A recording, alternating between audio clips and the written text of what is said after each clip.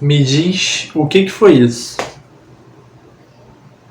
Tô tentando entender até agora. Foi muito louco isso, de verdade. Fala aí galera, tudo bem? Aqui é o Gilude, sejam bem-vindos a mais um vídeo. Hoje nós vamos falar sobre o capítulo 143 de Jujutsu Kaisen.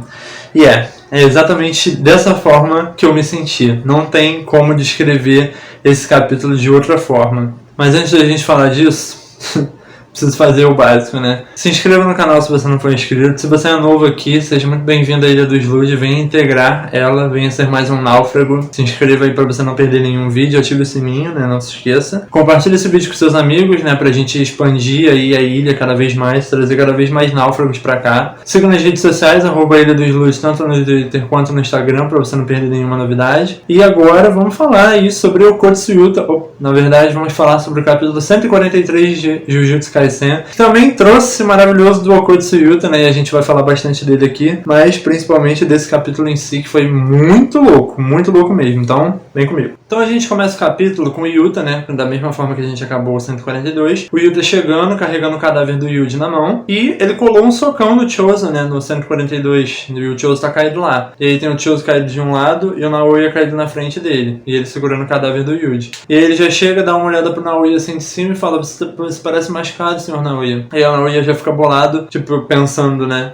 Por tá puto por ele tá olhando ele por cima, né? E tal. E aí o Naoya tá bem ferrado mesmo. Nesse momento o Naoya começa a cuspir sangue, porque ele sente o efeito do sangue venenoso do Chozo no corpo dele. E aí ele já se liga logo que é veneno e tudo mais, que ele tá envenenado. E aí o Yuta vai e fala: você precisa que eu te cure, porque a minha técnica amaldiçoada reversa, ela tem essa habilidade de curar. Eu posso até te curar, mas você precisa me dar um favor em troca. Eu preciso que você diga pros superiores que o Itadori Yuji tá morto. E é assim que o Yuta finaliza a frase dele, a gente entra num flashback, onde a gente vê o pai do Yuji segurando o Yuji bebezinho no colo. O nome do pai do Yuji é Jin. E a gente vê o avô do Yuji falando com o Jin. E aí o avô do Yuji tá falando alguma coisa sobre uma mulher, e o Jin fala pra ele que se ele tá ali pra isso é pra ele deixar pra lá e tudo mais, porque não adianta ele falar, pá, que ele já tomou a decisão dele. E aí o avô do Yuji tá dizendo que ele entende, né, que o Jin faz o que ele quiser com a vida dele, mas que se ele continuar com aquela mulher, ele vai morrer. E aí o Jin pede pra ele parar de falar aquelas coisas perto do bebê, né, perto do Yuji, porque os bebês conseguem lembrar mais coisas do que a gente pensa. E aí nesse momento o avô do Yuji, ele começa a ficar um pouco mais transtornado, ele começa a falar da antiga mulher do Jin e tudo mais, falando sobre o fato dele querer ter um filho com ela, mas que ela morreu e tudo mais. E aí nesse momento ele é interrompido por uma mulher que a gente percebe que é a mãe do Yuji, porque ela se refere ao avô do Yuji como sogro. E quando a gente olha pra ela, assim como a imagem que vocês estão vendo aí agora, ela é uma mulher, mas ela tem uma peculiaridade aí que você deve estar reparando, que é aquela marca na testa, que é a mesma marca que o Getou tem. Então a gente percebe que o espírito amaldiçoado que está possuindo o Getou é o mesmo espírito amaldiçoado que possuiu a mãe do Yuji. Então agora a gente consegue entender qual é a ligação do Yuji com o universo Jujutsu em si, né? Algumas respostas, algumas perguntas começam a ser respondidas, né? A partir dessa revelação que é chocante, principalmente para nós leitores, né? Somos os maiores interessados, essa revelação é extremamente chocante pra gente. A mãe do Yuji é nada mais, nada menos do que o espírito amaldiçoado que está possuindo o Getou, o espírito do Noritoshi Kamo. Bom, mas seguindo isso,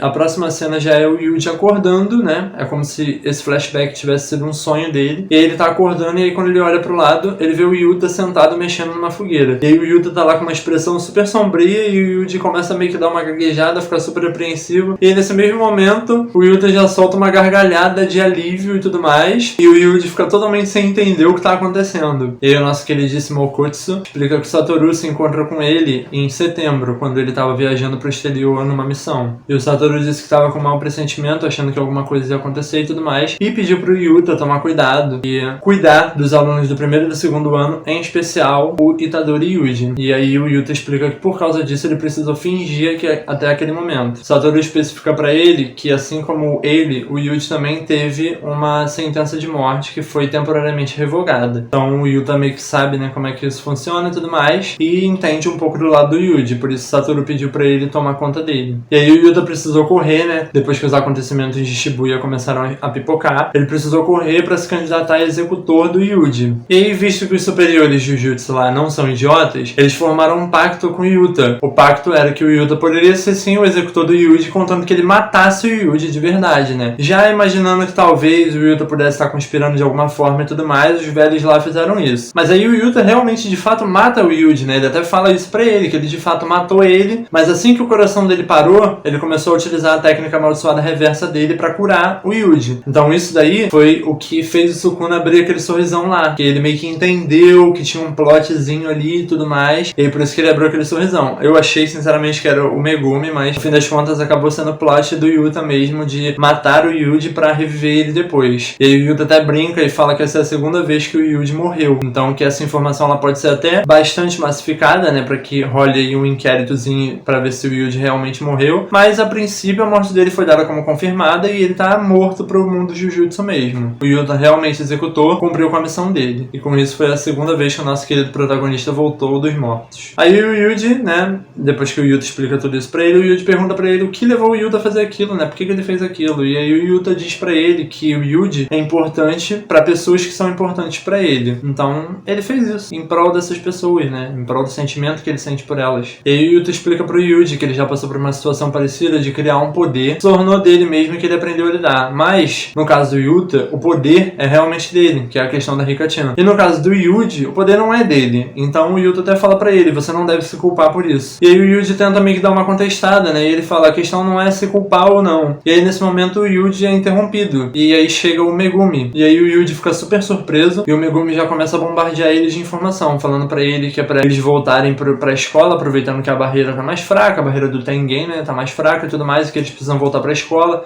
e se reunir com os superiores e tudo mais. E aí o Yuji corta ele e fala pra ele parar de agir como se nada tivesse acontecido e tudo mais, que coisas aconteceram e o Megumi não pode agir como se elas não tivessem acontecido. O Yuji tenta trazer a culpa dos mortos, né, dos civis, principalmente dos civis que o Sukuna matou no incidente de Shibuya pra ele.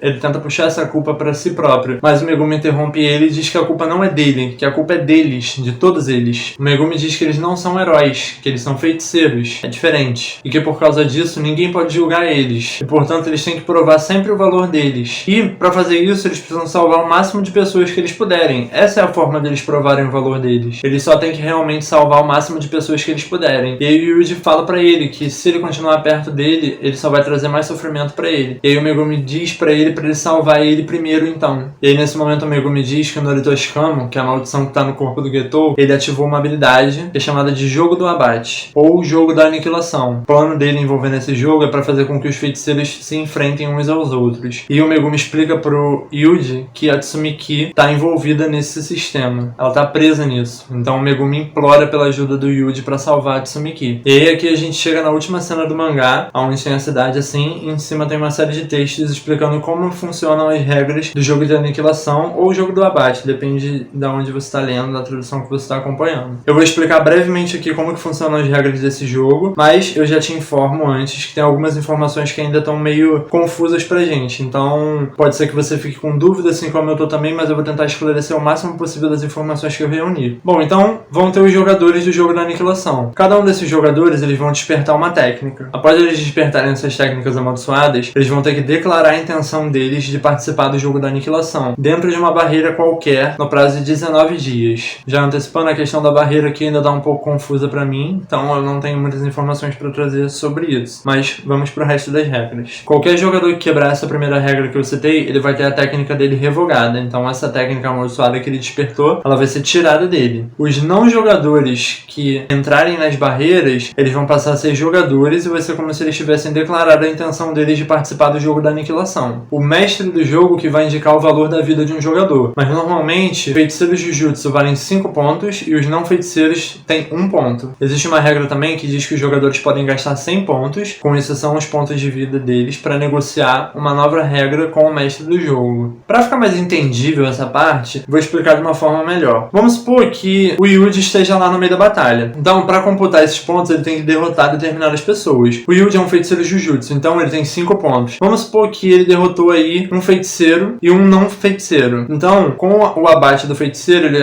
acumulou 5 pontos, né? Ele computou 5 pontos para ele. E com o abate do não feiticeiro, ele acumulou mais 1. Então, o Yuji ele vai ter 6 pontos, mais 5 pontos de vida dele, totalizando 11.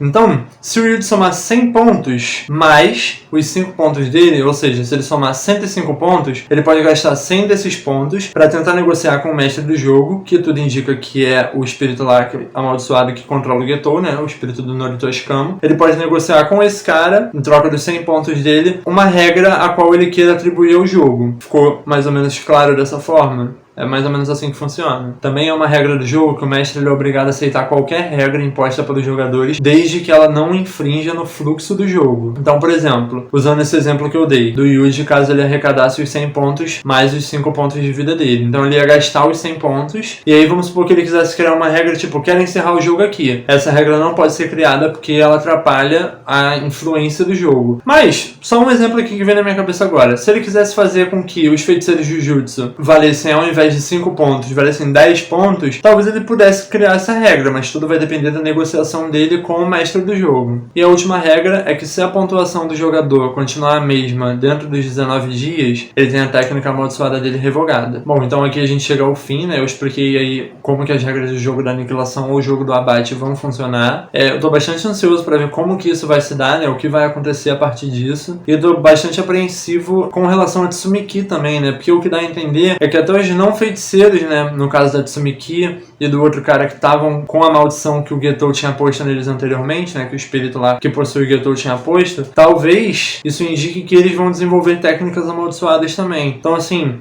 estou um pouco apreensivo pela Tsumiki não ser uma feiticeira, né? De como que vai ser essa reação dela a esse jogo da aniquilação. E como que vai ser a reação dos outros personagens também, como o Megumi e o Yuji, pra tentar proteger ela. Mas é isso, além dessa questão do jogo, né? Da Tsumiki, a gente teve aí o vencedor do Oscar, né? O melhor ator do mundo, o Kotsu Yuta, né? Revelando todo o plano, né? Do Satoru e tudo mais, e como que ele tava compactuando com aquilo. O Yuta é um ator incrível. Hollywood está perdendo o melhor ator do mundo, que é o Kotsu Yuta. Que atuação impecável do Yuta, chegando, matando literalmente o Yuji, curando ele depois e fazendo tudo parecer o mais genuíno possível pro Naoya, né? Porque o Naoya não podia descobrir isso. Achei muito interessante mesmo. Yuta é realmente meu personagem favorito, não tem como. O cara é um ator excepcional. Bom, família, se você chegou até aqui, muito obrigado por assistir esse vídeo de verdade. Gostei muito de produzir esse daqui, porque o capítulo 143 realmente me pegou assim de uma forma totalmente desprevenida. Não achei que iam ter tantos acontecimentos assim, né? Yuta revelando que era tudo uma grande atuação dele. A mãe do Yuji ser o espírito amaldiçoado que possui o Getou agora. O próprio espírito amaldiçoado tá lançando esse jogo da aniquilação que vai enfiar todo mundo dentro desse terrorismo no Jujutsu aí, né? Porque isso é quase uma ação terrorista realmente. Mas é isso. Muito obrigado por assistir de verdade. Se inscreva no canal se você não for inscrito. Compartilhe esse vídeo com seus amigos. Deixe seu like nesse vídeo. Siga nas redes sociais, @Ilha do Slud, tanto no Twitter quanto no Instagram. E é isso, eu vou ficando por aqui. A gente se vê no próximo vídeo. Um beijo, um abraço e até mais.